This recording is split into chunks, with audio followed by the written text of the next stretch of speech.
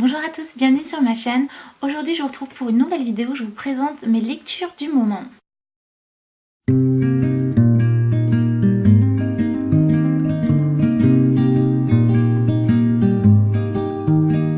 You were a phonograph, I was a kid, I sat with an ear close just listening. Et donc aujourd'hui je vous présente toute cette pile de livres voilà, que j'ai lu il y a quelques temps maintenant. Et donc je vais juste vous faire un petit résumé du livre et vous dire ce que j'en ai pensé. Alors tout d'abord on a le livre The Husband's Secret de Liane Moriarty.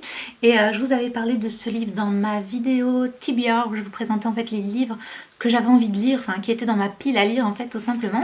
Et donc ça y est, je l'ai fini enfin. Et en fait ce livre raconte l'histoire d'une femme qui retrouve par hasard en fait une lettre écrite par son mari où il y a écrit dessus à ouvrir à ma mort ou quelque chose comme ça. Et donc elle bien sûr elle va ouvrir et elle va découvrir un terrible secret. Et voilà, c'est l'histoire de ce livre. Il était très sympathique à lire. Donc j'ai lu en anglais, comme vous pouvez voir, il est assez simple à lire en anglais. Et j'ai bien aimé, ça faisait un petit peu ambiance Desperate Housewives, un petit peu voilà les femmes de banlieue aux États-Unis, enfin ça me donnait un peu ce feeling. Donc, voilà, j'ai bien aimé et je donne toujours des petites notes sur 5 au livre. Et donc pour celui-ci j'avais mis 3 sur 5. 3 sur 5 ça équivaut un petit peu à un livre que j'ai bien aimé, qui était sympa, mais voilà, c'était pas un coup de cœur, c'était pas sensationnel, c'était sympa à lire, mais sans plus. Ensuite, on a La Clé Noire de Amy Ewing et c'est un tome 3. Le tome 1 s'appelle Le Joyau, c'est la série Le Joyau. C'est typiquement une série adolescente dans un monde un peu dystopique, etc. Et donc en fait dans ce livre, on retrouve à nouveau Violette. Je vais pas vous expliquer l'histoire de ce tome-ci, sinon je vous spoilerai les 2 premiers tomes, mais on retrouve voilà ce monde qui est en fait sous forme comme un joyau. En fait vous avez différentes parties, sachant que le centre c'est les personnes les plus privilégiées et plus ça s'éloigne, plus les personnes sont dans des conditions pas terribles. Et il y a toute une histoire de mère porteuse en fait, que des filles d'un certain cercle sont les seules à pouvoir porter des enfants et à partir d'un certain âge elles vont être amenées dans des familles de très très riches, donc au centre, donc au joyau, et elles vont devenir mères porteuses. Et voilà, toute l'histoire part de ça en fait. Et donc dans ce tome-ci, c'est voilà, il y a tout plein de choses en ébullition. Donc j'ai bien aimé, je l'ai lu parce que j'avais envie de terminer la série. Après c'est pas du tout une série de folie, je dirais, c'est pas ma série préférée. J'ai un petit peu du mal avec le personnage principal, donc de Violette, je sais pas pourquoi j'accroche pas complètement avec elle. Et j'ai donné une note de 3 sur 5 parce que voilà, la série est assez sympa mais sans plus. Ensuite, on a le livre Since You've Been Gone de Morgan Matson. Et c'est un livre typique, vous savez, les livres qu'on prend l'été pour passer le temps. Et ce livre, je l'avais trouvé dans un charity shop à Londres pour à peine quelques pounds. Et donc ça suit l'histoire de Emily. Sa meilleure amie disparaît comme ça du jour au lendemain. Et elle lui a laissé une liste de choses à faire, donc elle avait l'habitude de faire ce genre de choses. Et du coup Emily elle va partir à sa recherche tout en essayant de faire les choses de cette liste.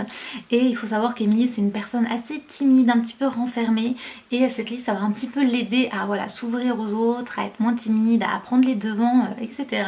Et donc voilà, c'est un typique le roman de l'été assez sympa, donc c'est vraiment un roman ado. Et voilà, il est très très mignon. Si vous êtes une ado, je vous le conseille. Moi j'ai mis la note de 3 sur 5. Ensuite on a le livre Ce qu'ils n'ont pas pu nous prendre de Ruta Septis, je sais pas comment ça se dit. Et ce livre vraiment il est magnifique mais aussi très dur. Personnellement j'aime beaucoup lire des livres romans d'ado ou des livres de fantastique, voilà, où il se passe plein de petites choses, mais c'est vraiment dans l'imaginaire et c'est vraiment pour me détendre et pour s'imaginer dans un autre monde, etc. Et en général je n'aime pas lire des livres de guerre ou des livres vraiment avec des sujets vraiment durs, difficiles, etc.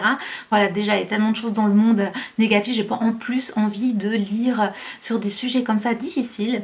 Mais ce livre vraiment il est magnifique. Il suit Lina, c'est une jeune lituanienne, donc elle a 15 ans et elle peint super bien, elle dessine super bien. Et malheureusement ça se passe dans l'année 1941. Elle va être arrêtée par la police stalinienne, elle et sa famille. et ils vont être déportés dans un camp de concentration en Sibérie, donc vous savez les fameux goulags. En fait ce livre, comment dire, il traite un sujet vraiment très difficile et horrible, et en même temps il garde une certaine forme de légèreté en suivant cette fille qui a 15 ans, elle a juste envie de vivre en fait, elle a juste envie de vivre sa vie, et malgré cette situation horrible, elle va essayer de voir ce qu'elle peut faire, et c'est magnifique. Bon, ça vous brise le cœur complètement. Après ce livre, j'étais complètement anéantie, mais il est vraiment beau. Et voilà, après avoir lu ça, on a envie de créer une révolution pour se rebeller contre toutes ces choses horribles dans le monde. Mais c'est vraiment une très très belle lecture, il se lit aussi très facilement. Il est vraiment vraiment beau, je vous le conseille vraiment. Donc voilà, ceux qui n'ont pas pu nous prendre. Et donc pour celui-ci, je lui ai donné la note de 5 sur 5. Ensuite, on a ce livre, La fille du train de Paula Hawkins. Vous avez probablement vu ce livre au début d'année, il est un petit peu partout. C'est un roman policier qui suit Rachel. Et en fait, c'est un petit peu spécial parce qu'elle est dans le train et elle observe la vie d'une famille parce que son train s'arrête un moment et elle les regarde de l'autre côté de la fenêtre. Et elle apprend plus tard dans les journaux que la femme a disparu. Et donc elle commence un peu à se poser des questions, à enquêter, à empiéter un peu sur cette vie de personne parce qu'elle s'était fait un peu tout un film sur leur vie. Et c'est un roman où vraiment on ne sait pas si donc cette Rachel, elle est impliquée dedans ou pas. Et c'est vraiment spécial, c'est vraiment un roman policier, de mystère, etc.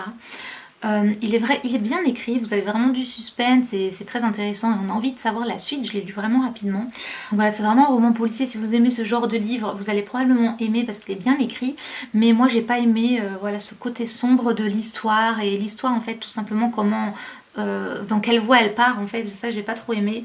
Donc voilà, après si vous aimez les romans policiers, je pense que ça va vous plaire.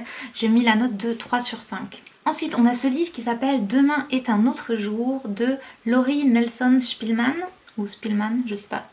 Et c'est un livre un petit peu inspiré de développement personnel, vous voyez. Vous suivez cette fille qui s'appelle Brett. Et sa maman, à la mort de sa mère en fait, elle pensait hériter donc de l'empire cosmétique de sa maman. Seulement il y a une clause dans le contrat de l'héritage et sa mère en fait lui a mis une liste de combien de choses, 14 il me semble. Ou non, je sais pas, il n'y a peut-être pas le nombre, mais en gros une to-do list que Brett avait écrit quand elle était ado, toutes les choses qu'elle rêvait de réaliser dans sa vie en fait, par exemple, je sais pas, être maîtresse, enfin enseigner, avoir un bébé, etc. Et toutes ces choses-là, elle lui demande de le réaliser au bout d'un an. Et si elle ne réalise pas ces choses de cette to-do list, elle ne pourra pas hériter.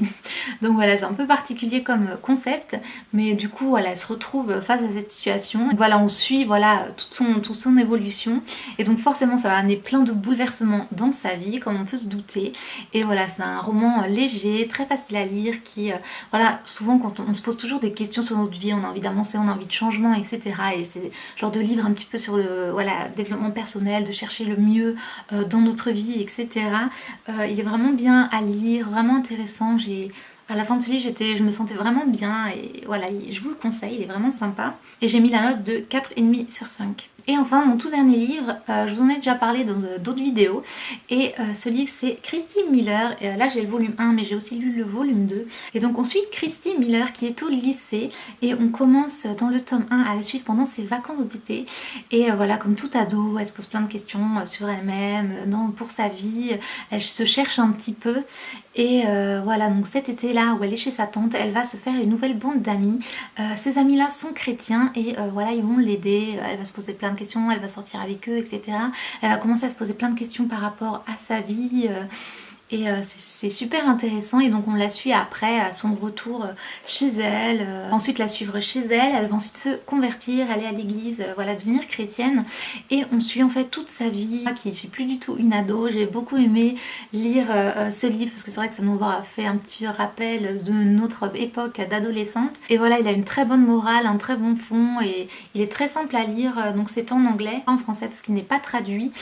Cependant, si vous avez un niveau correct d'anglais, je pense que c'est tout à fait faisable, parce que voilà, c'est un roman ado, Donc voilà, c'est pas très difficile à lire, mais je l'ai trouvé sur Amazon, voilà, donc il est super sympa. Et un livre comme ça, c'est un volume et il comporte 3 livres dedans. Donc celui-là je vous le conseille et je lui ai mis la note de 5 sur 5. Donc voilà, c'est terminé pour cette vidéo lecture du moment. J'espère que ça vous a plu, je vais vous en filmer d'autres parce que j'ai pas mal de lectures. Voilà, donc n'hésitez pas à liker si vous avez aimé. Vous pouvez aussi me dire dans les commentaires qu'est-ce que vous lisez ou quel est le style de livre que vous aimez lire. Donc je vais vous laisser, je vous fais plein de bisous et je vous dis à demain, ciao.